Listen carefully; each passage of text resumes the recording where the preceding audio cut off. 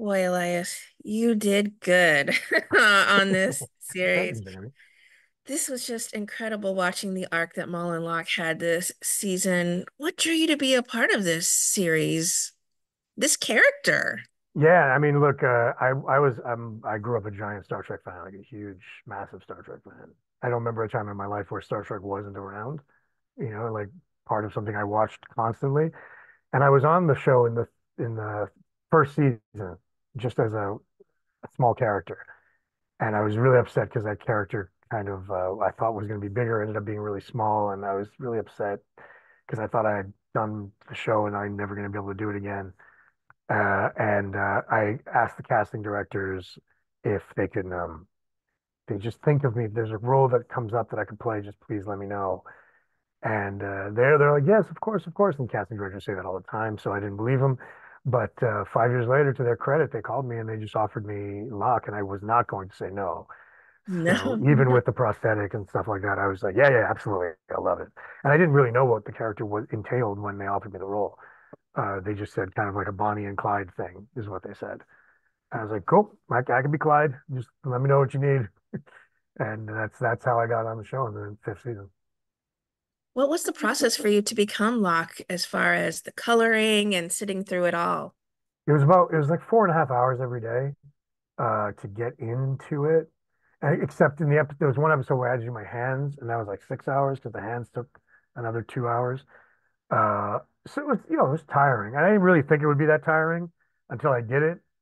And then you realize, man, this is really like not only the sitting there, but then after wearing it for 12 hours and then also the contact lenses were a nightmare, just a nightmare because they're big and thick and like, ugh. And so it was really, there's a lot of my days were like, okay, when can I take out the contacts and when do I have to put them back in? Anytime you see like the back of Locke and you're not seeing his eyes, I'm not wearing the contacts because they hurt too much. Um, It's just exceptional watching the two of you together. You and Eve are just palpable on screen. When you are first meeting each other and there's this sort of instant connection, what is the two of you seeing each other?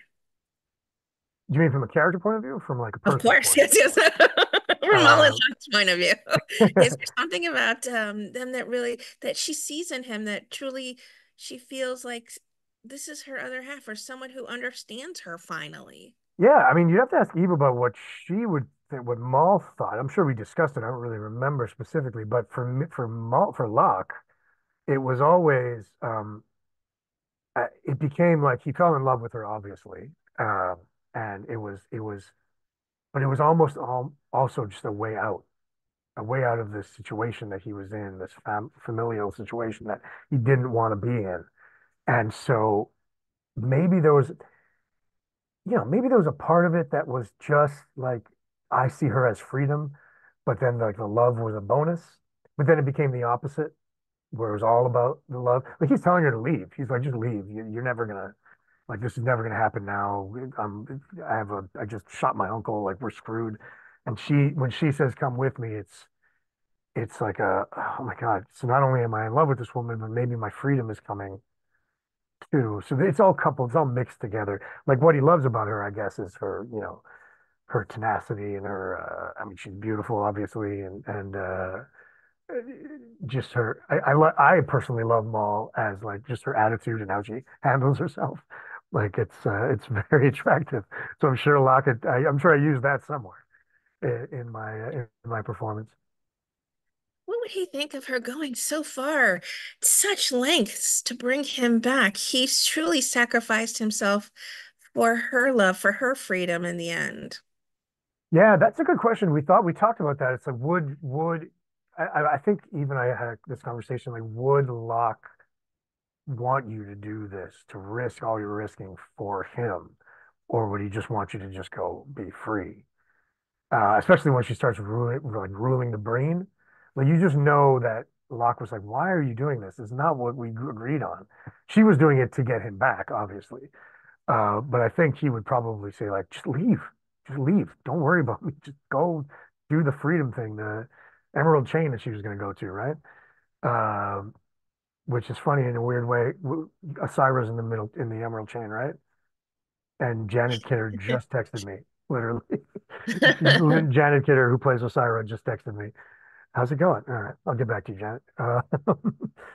But I don't know that he would want her to do it, to be honest. I think he would want her to be just be free. Of course, if it worked, I guess it'd be like, okay, great, it worked. Now let's go both go be You're free. full, but thank Yeah, you. yeah. But I think inherently he would have said like, just get out of here. I honestly played it as when I said you're going to get on your ship and I'm going to distract and we're going to get out of here. I think he calculated like I have 50-50. Like if 50% chance is going to work and we'll get out of here, but there's the other 50% chance it's not going to work. But if it doesn't, then you get out of here. At least she'll be free. Um, that's how I played it. So he probably wouldn't have wanted her to do. I've answered this question like 6 times now. You know what I'm saying?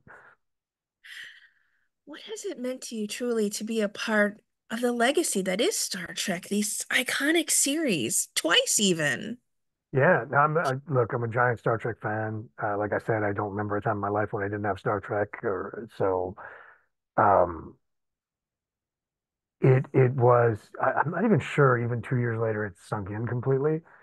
Um, I tweeted out a picture a few months ago of me on at 15 years old on a bridge of an Enterprise that I built with my friends shooting a TV show, Star Trek. And then juxtaposed next to it was me as Locke on the bridge of the Enterprise and sitting in Anson's chair there. And you look at that. Sometimes I'll step back and I get a lot of people saying to me, "It's like, do you realize how cool this is? Like how?" And I'm like, I don't know that it's really sunk in. I sometimes I'll step back and look at that picture and go, "This is amazing." Like, what would I tell my 15-year-old self?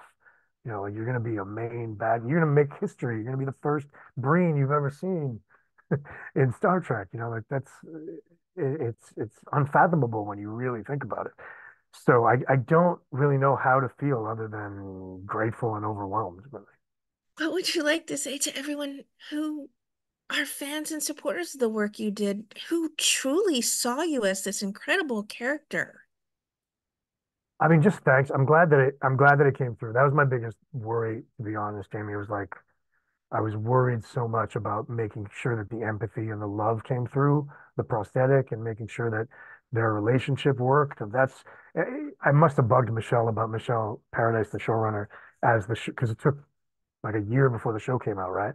And I must have been texting her so often, but that episode works, right? Like the love comes through in that scene, or that scene works, and she said, yes, yes, leave me alone. Uh, but that was my biggest worry. So if it worked and somebody was moved by it or connected to it, it would just be a thank you because I'm very glad that it did.